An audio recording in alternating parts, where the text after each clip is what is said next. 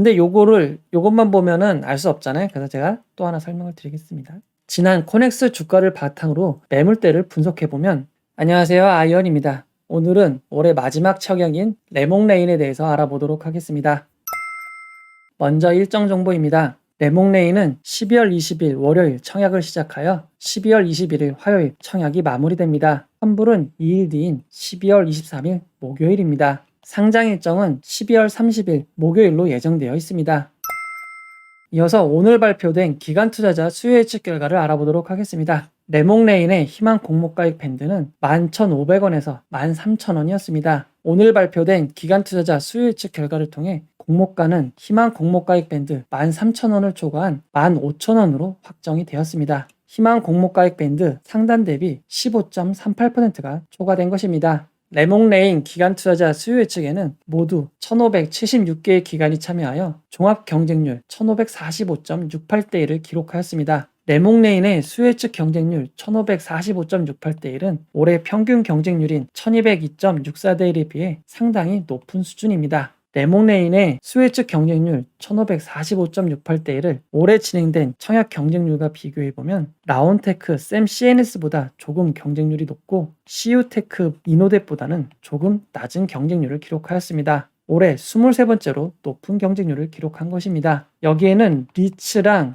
스펙이 제외된 겁니다. 이어서 수요 예측 분포를 알아보도록 하겠습니다. 레몽레인의 수요 예측에 참여한 기관 투자자들은 밴드 상단 초과에 가장 많은 1,516건을 신청하였습니다. 상단도 33건이고 상단 미만에는 단 한 건밖에 없습니다. 이를 건수 기준 그래프로 살펴보면 상단 초과가 97.81%, 상단이 2.13%, 중간이 0.06%밖에 되지 않습니다. 상단 이상이 99.94%인 것입니다. 수요 예측에서 가장 중요한 의무 보유 확약을 살펴보도록 하겠습니다. 레몽레인에 참여한 기관 투자자들은 건수 기준 17.64%, 수량 기준 17.75%의 의무 보유 확약을 신청하였습니다. 올해 진행된 수요 예측 결과와 레몽레인의 의무 보유 확약을 비교해보면 평균인 16.54%보다 조금 높은 것을 알 수 있습니다. 레몽레인의 의무 보유 확약 신청을 기간별로 살펴보면 6개월이 25.22%, 3개월이 43.75%, 1개월이 24.77%, 15일이 6.26%입니다. 장기인 3개월과 6개월에 70% 가까운 의무 보유 확약 신청을 하였습니다. 장기 신청이 많으면 많을수록 좋은 것입니다. 레몽레인의 수량 기준 의무 보유 확약 수치를 올해 진행된 청약들과 비교해보면 아주 스틸보다 조금 높고 선진 뷰티 사이언스보다 조금 낮은 의무 보유 확약입니다. 올해 진행된 수요 예측 중 30번째로 높은 의무 보유 확약을 기록하였습니다. 기관 투자자 수요 예측 결과를 경쟁률과 의무 보유 확약의 좌표로 나타내면 레몽레인은 경쟁률은 높고 수요 예측도 평균 수준을 보여주고 있습니다. 레몽레인처럼 경쟁률이 높고 의무 보유 확약이 높았던 청약들은 샘 CNS를 제외하고 상장일 공모가를 하회한 적이 없습니다. 레몽레인의 수요 예측 결과는 좋은 편이라고 할 수 있습니다.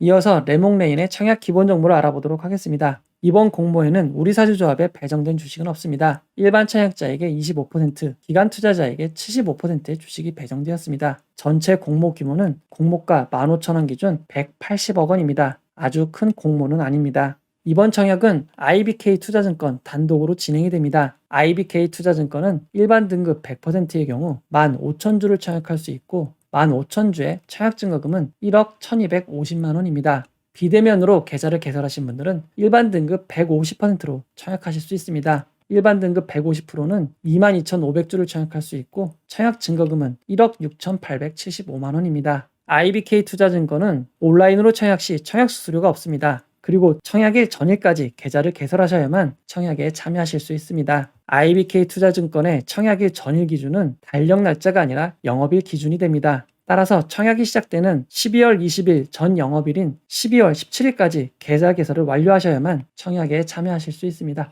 월요일 방문해도 안 됩니다. 방문 개설해도 안 되죠. 남파도님이 지금 계산하셨네. 신영이랑 IBK 둘 다 없으면 레몽레인이랑 K옥션 중 하나만 선택해야 됩니다. 라고 하셨네요.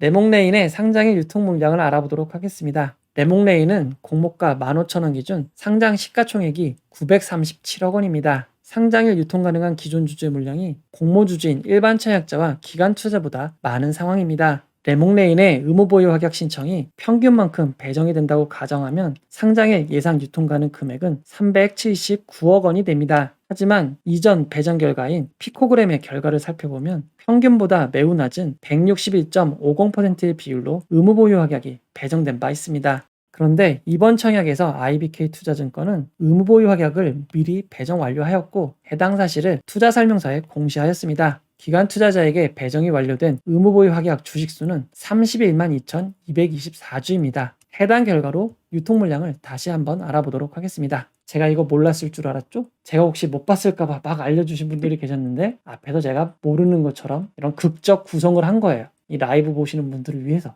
레몽레인의 상장일 유통 물량을 다시 한번 확인해 보도록 하겠습니다. 레몽레인의 기관 투자자 의무보유 확약 신청은 수량 기준 17.75%였지만 평균보다 조금 낮은 195.45%가 최종 의무보유 확약 배정되었습니다. 의무보유 확약이 배정되어 상장일 예상 유통 가능 비율은 41.84%로 내려가게 되었습니다. 시가총액을 반영한 상장일 예상 유통 가능 금액은 392억 원입니다. 여기 보시면 최종 배정에 따라 변동될 수 있습니다라는 문구가 있습니다. 이 부분 주의하셔야 돼요. 무조건 이대로 갈 거다는 아닐 수 있어요. 그래서 마지막에 한번 점검해 봐야 됩니다. 상장일 주체별 유통 비율을 알아보도록 하겠습니다. 기존 주주가 50%가 넘는 66.05%를 차지하고 있고 기관 투자자가 22.48%, 일반 청약자가 11.47%를 차지하고 있습니다. 공모가를 반영한 상장일 주체별 유통 금액을 알아보면 기존 주주가 259억 원, 일반 청약자가 45억 원, 기관 투자자가 88억 원입니다. 상장일 매각 가능한 공모주주의 물량은 133억 원인데 기존 주주가 이보다 훨씬 많은 259억 원인 것입니다. 상장일 매각 가능한 기존 주주에 대해서 자세히 알아보도록 하겠습니다. 상장일 매각 가능한 기존 주주들은 기관 투자자들과 기타 주주로 구성되어 있습니다. 기존 주주의 비율을 살펴보면 제가 이 표 만드느냐고 얼마나 힘들었겠어요. 그쵸? 저 힘들었습니다. 생색 한번 내고 시작할게요. 소액 주주가 가장 많은 45%를 차지하고 있고 기타 주주가 17%, 기관 투자자 중 가장 큰 SBI 성장 사다리 펀드가 9%, 다른 기관들이 7%에서 2%를 차지하고 있습니다. 기존 주주 중 가장 많은 비율을 차지하는 것은 소액 주주인 것을 알 수 있습니다. 레몽레인은 상장일 기존 주주가 66.05%를 차지하고 있고 그중 소액 주주가 45%를 차지하고 있습니다. 레몽레인의 상장에 주의해야 될 주체는 소액 주주인 것입니다. 여기 보시면 성장 사다리 뭐 이런 거 있잖아요. KTB 네트워크 때 설명드렸던 이게 다 VC들입니다. VC들. 이 기관 투자자들이 취득 단가가 상당히 낮아요. 쌀 때 들어와가지고 상당히 낮기는 합니다. 상장에 지금 주의해야 될 주체는 일단은 소액 주주로 포커싱을 맞춰볼게요. 레몽레인의 소액 주주는 증권신고서 작성 기준일 현재 587명입니다. 소액 주주 1인당 평균 1317주를 가지고 있고 공모가 기준 금액은 1977만 원이 됩니다. 레몽레인의 지난 코넥스의 주가를 살펴보면 상장 후 2016년 39,600원으로 고점을 찍은 후 큰 폭의 하락을 했습니다. 그리고 현재는 미디어, 컨텐츠, OTT주들의 상승에 힘입어 재상승을 기록하고 있는 상황입니다. 근데 요것만 보면은 알 수 없잖아요. 그래서 제가 또 하나 설명을 드리겠습니다. 지난 코넥스 주가를 바탕으로 매물대를 분석해보면 현재 레몽레인의 소액 주주분들 중 상당수가 공모가보다 높은 가격대에 매매했을 가능성이 높습니다. 무려 62.6% 이상의 매물이 공모가보다 높은 상황입니다. 기존 주주가 66%고 그중 소액 주주가 45%인데 이 중 60% 이상이 공모가보다 높아요. 매수 단가가 추정상. 그러면 이 물량은 상장에 안 나올 가능성이 높은 거죠. 한 요 정도 되겠네요. 그렇죠? 이것만으로도 되게 많은 물량이 줄어든 겁니다. 이어서 기존 기관 투자자들에 대해서 알아보도록 하겠습니다. 상장일 매각이 가능한 기존 기관 투자자들은 상장일 매각 가능한 물량보다 1개월 보호 예수를 한 물량이 더 많습니다. 이렇게 보호 예수를 한 물량이 상장일 물량보다 더 많을 경우 상장일 이르게 매각하여 주가를 하락하는 경우는 거의 없습니다. 하지만 주의하셔야 될 점이 있습니다. 지니너스의 경우 가장 많은 지분을 가졌던 기관 투자자가 상장일 전량 매각한 사례도 있습니다. 이 점은 주의하시기 바랍니다. 기존 주주의 상황을 정리해 보도록 하겠습니다. 가장 많은 비율을 차지하는 소액 주주들은 상당수가 공모가보다 높게 매입을 한 것으로 추정이 되고 기관 투자자들은 1개월 뒤에 풀리는 물량이 상장일 매각 가능한 물량보다 더 많은 상황입니다. 상장일 매각 가능한 기존 주주의 금액이 259억 원이나 되지만 이 중 상장일 매각하는 금액은 일부가 될 것으로 추정해 볼 수 있습니다. 사실 이게 많은 건 아니거든요. 많은 건 아닌데 기존 주주가 많아서 조금 꺼림직한데 소액 주주는 공모가보다 비싸게 샀고 그리고 기관 투자자들은 한 달 뒤에 팔 물량이 더 많고 근데 지금 내가 가진 물량을 빠르게 팔면 주가는 하락하겠죠. 그럼 한 달 뒤에 팔 물량이 더 많은데 이거의 단가를 낮추는 선택을 하긴 쉽지 않죠. 근데 문제는 하나 있는 건 기관 투자자의 평단가가 낮은 거는 변수입니다. 상장 후 보통주로 전환될 수 있는 우선주에 대해서 알아보도록 하겠습니다. 레몽레이는 우선주를 발행한 적이 있지만 모두 보통주로 전환이 완료되었습니다. 임직원에게 부여된 주식 매수 선택권을 알아보도록 하겠습니다. 임직원들에게 부여된 주식 매수 선택권은 모두 19만 주나 되지만 상장일 매각 가능한 수량은 2만 5천 주밖에 되지 않습니다. 상장 주식수 대비 0.4%밖에 되지 않는 것입니다. 이어서 레몽레인이 발행한 전환사채에 대해서 알아보도록 하겠습니다. 레몽레인은 2021년 9월 7일 25억 원 규모의 전환사채를 발행하였습니다. 해당 전환사채는 한 주당 22,239원의 주식으로 전환될 수 있습니다. 주가가 만약에 지금 한 5만 원인데 이게 싸면 당연히 바꾸는 게 맞죠. 바꿔서 주식시장으로 팔면 되잖아요. 그럼 누구라도 바꾸려고 할 겁니다. 근데 지금은 공모가가 15,000원인데 그거보다 높아요. 22,239원입니다. 요거는 괜찮다라고 생각이 들 수 있어요. 근데 여기서 주의해야 될 게 하나 있습니다. 전환가액이 공모가 15,000원보다 높아서 안심하시는 분도 계실 수 있습니다. 하지만 전환사채의 경우 리픽싱 조건을 꼼꼼하게 살펴봐야 됩니다. 리픽싱이란 전환가액을 조건에 따라 낮출 수 있는 것을 의미합니다. 레몽레인이 발행한 전환사채에는 리픽싱 조건은 있지만 최대 70%까지만 조정되는 것으로 정해져 있습니다. 22,239원의 70%는 15,568원입니다. 즉 전환가액이 최대로 전환된다고 해도 공모가 15,000원보다는 높은 것입니다. 그리고 전환사채를 전환할 수 있는 기간이 2022년 9월 7일부터입니다. 아직 많이 남아있기에 전환사채는 걱정하지 않으셔도 될 것 같습니다. 유통 물량을 요약해 보도록 하겠습니다. 의무보유 합약이 크게 배정되지 않은 점이 매우 아쉽습니다. 하지만 코넥스 이전 상장인 점을 감안했을 때 레몽레인은 상장의 유통 물량이 적은 편입니다. 기존 주주 중 상당수의 소액주주가 공모가보다 높게 매수하였습니다. 기관 투자자들은 1개월 뒤에 풀리는 물량이 더 많습니다. 전환사채가 있으나 전환 가격이 공모가보다 높고 상장 이후인 2022년 9월 7일부터 전환이 가능합니다. 주식 매 선택권도 매우 소규모입니다. 전반적으로 유통 물량은 양호한 상황입니다. 레몽레인 상장일 기준 가격에 대해서 알아보도록 하겠습니다. 이제는 툴젠으로 많이 익숙해지셨겠지만 코넥스 이전 상장 종목은 기준가가 무조건 공모가가 되는 것이 아닙니다. 라온테크의 사례를 살펴보면 공모가는 18,000원이었지만 기준 가격이 22,450원으로 결정되면서 시초가 하한가가 되어도 공모가보다 높은 상황이 발생하였습니다. 그에 따라 주가는 시초가에 조금 하락하였지만 대장 이후 큰 폭의 상승을 할 수 있었습니다. 레몽레인도 라온테크처럼 시초가가 공모가보다 높아질 수 있는지 알아보도록 하겠습니다. 코넥스 이전 상장의 규칙을 살펴보면 코넥스 시장 가격이 공모가의 플러스 30%, 마이너스 30% 내의 범위라면 공모가가 아닌 코넥스 시장 가격을 사용하게 되어 있습니다. 레몽레인의 공모가 15,000원을 기준으로 할 때 코넥스 시장 가격이 19,500원 미만이 되고 1,500원을 초과하면 레몽레인도 코넥스 시장 가격을 기준 가격으로 사용할 수 있습니다. 하지만 모든 종목이 기준 가격을 쓰는 것은 아닙니다. 1년간 투자 경고 또는 투자 위험이 있는 종목은 무조건 공모가를 사용하게 되어 있습니다. 레몽레인은 2019년 12월 20일 투자주의 이후로는 어떠한 시장 조치도 없습니다. 따라서 레몽레인은 코넥스 시장 가격을 기준 가격으로 사용할 수 있습니다. 코넥스 시장 가격은 상장 전 30거래일 평균으로 구해집니다. 레몽레인의 상장이 12월 30일로 예정되어 있기에 이전 30거래일은 11월 18일부터 12월 29일까지가 됩니다. 현재까지는 22거래일이 진행되었고 평균은 24,173원입니다. 지금까지 평균 24,173원에 상장 전까지 8거래일의 주가가 더해져서 코넥스 시장 가격을 구하게 됩니다. 만약 레몽레인이 상장일 전일까지 현재 주가를 유지한다면 30거래일 평균은 24,433원이 됩니다. 하지만 레몽레인이 다음 주 월요일 이후 8거래일 동안 연속 하한가를 기록한다면 30거래일 평균은 어떻게 될까요? 그럴 리가요. 네, 정답입니다. 제냐투리님. 8거래일 연속 하한가를 기록할 가능성은 사실 없습니다. 레몽레인이 앞으로 8거래일 동안 하한가를 기록한다고 해도 30거래일 평균은 21,183원이 됩니다. 따라서 기준 범위인 19,500원을 초과하기에 30거래일 평균 조건으로는 코넥스 가격이 이용되기 어렵습니다. 하지만 코넥스 시장 가격에는 30거래일 종가 평균과 상장 전일 종가 중 낮은 금액을 이용하게 되어 있습니다. 따라서 상장일 전일 종가가 기준 가격을 결정하는데 매우 중요한 변수가 되었습니다. 청약기간 중 주가 추이를 참고하셔서 결정하시면 될 것 같습니다. 복잡한 계산이 있지만 이런 계산과 관계없이 상장일 전일 12월 29일 종가가 19,500원이 넘으면 공모가인 15,000원으로 시작합니다. 공모주주 입장에서는 상장 전일 종가가 19,450원이 되는 것이 최상의 상황입니다. 하지만 툴젠의 사례가 있습니다. 상장 전일 주가가 높은 것은 단점은 아닙니다. 툴젠의 경우 상장 전일 종가가 기준가인 91,000원을 초과하여 공모가 7만원으로 시작하였지만 공모가를 충분히 상회한 적이 있습니다. 이 점 참고하시면 도움이 될 것 같습니다.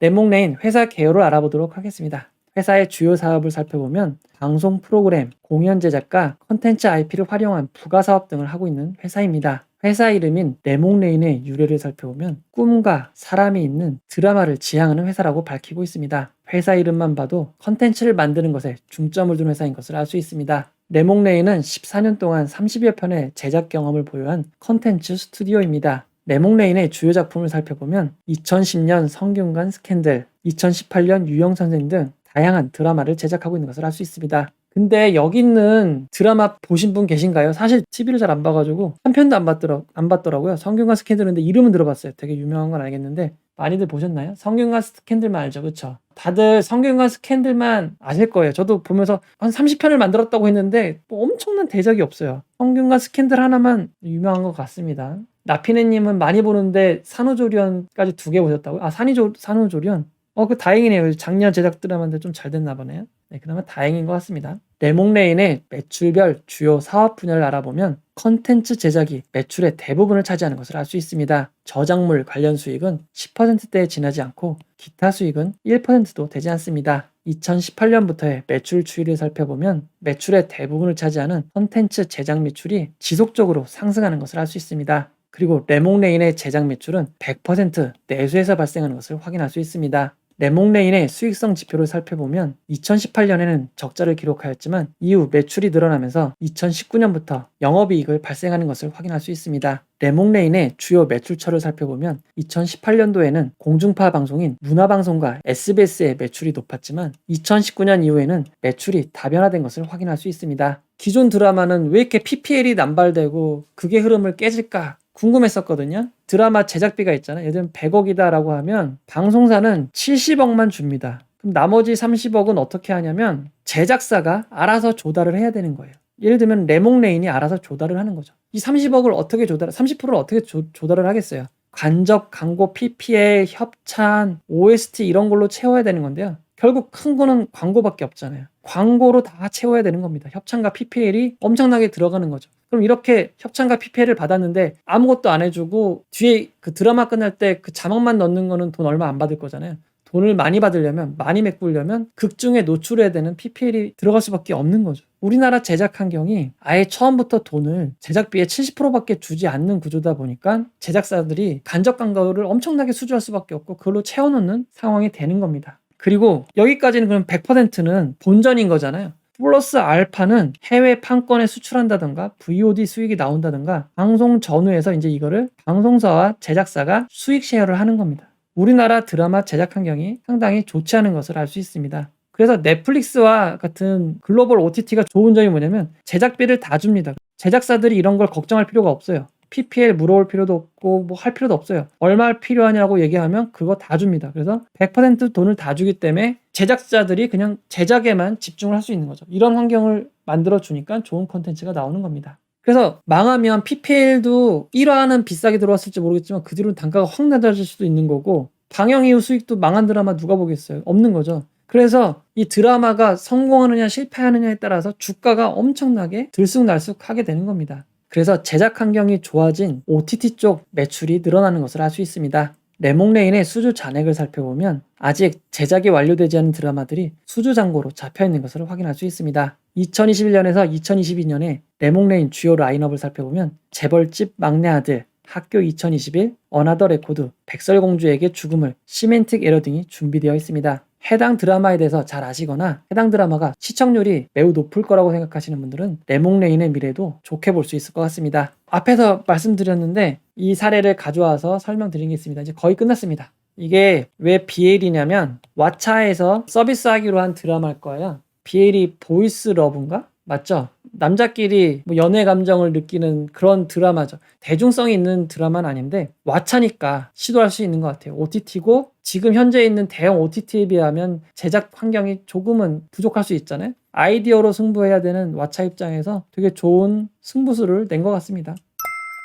레몽레인의 공모가 산정 내역을 알아보도록 하겠습니다. 레몽레인은 상장된 2개 회사의 펄을 이용하여 가치를 산정하였습니다. 레몽레인의 가치 산정에 이용된 회사는 스튜디오 드래곤과 펜 엔터테인먼트입니다. 하지만 스튜디오 드래곤은 시가총액이 2조 7천억 원에 달하는 매우 큰 회사입니다. 따라서 레몽레인과 비교하기에는 제법 큰 차이를 보이는 회사인 것을 알 수 있습니다. 펜 엔터테인먼트는 시가총액이 레몽레인보다 조금 크긴 하지만 비슷한 수준이라고 생각해 볼 수 있습니다. 레몽레인의 상장 시가총액 기준 펄을 구하면 34.35가 됩니다. 이미 상장된 회사인 펜 엔터테인먼트와 비슷한 수준임을 알 수 있습니다. 펜 엔터테인먼트는 레몽레인과 비슷하게 드라마에서 대부분의 매출을 올리고 있는 회사입니다.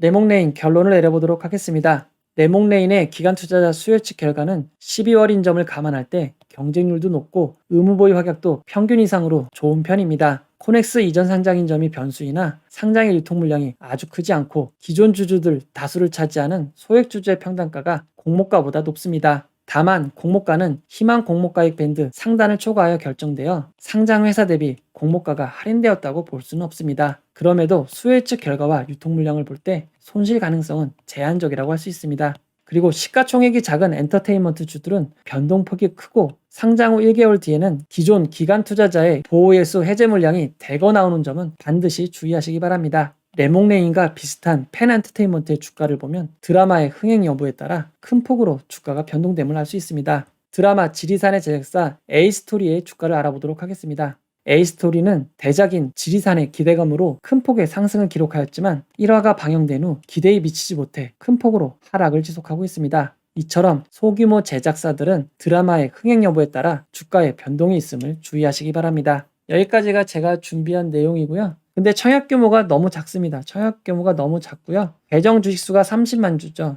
그리고 50% 고정이 아닐 수 있어요. IBK 투자증권은 50% 고정으로 할 때도 있고 안 할 때도 있어서 이거는 월요일 증권사에 문의해보고 알려드리도록 하겠습니다. 제가 커뮤니티 게시판에 알려드릴게요. 블로그나. 그러면 15만 주인데 이전 피코그램이 몇 명이 참여했죠? 피코그램 때 7만 5천 명이네요. 피코그램 때 7만 5천이니까 만약 피코그램만큼만 참여한다고 해도 2주를 못 받죠. 그리고 지금 계속 이어지는 청약이 계속 경쟁률이 높아지고 있는 추세를 감안할 때 그 이후로 개설하신 분도 계시고 8만 명 이상이 참여한다고 보면 균등 참여하는 주식은 그냥 한 주 플러스 확률에 따른 한 주가 될 가능성이 높습니다. 그리고 이 45억인데 이 중 절반인 22.5억만 이래죠. 이 규모가 작기 때문에 이런 청약들이 몰린다고 감안했을 때 경쟁률도 되게 높을 것 같습니다. 많이 받기는 어려운 청약이다 라는 생각이 듭니다. 이 영상은 후원회원 여러분들의 후원과 구독자 여러분들의 슈퍼땡스, 댓글을 통한 따뜻한 격려를 통해 제작되었습니다. 항상 고맙습니다. 이 영상은 투자 권유가 아니며 투자는 오롯이 투자자의 판단으로 이루어져야 합니다. 여러분들 함께해주셔서 감사드리고요. 기업을 이해하는데 투자하시는데 도움이 됐으면 좋겠습니다. 함께해주셔서 고맙습니다.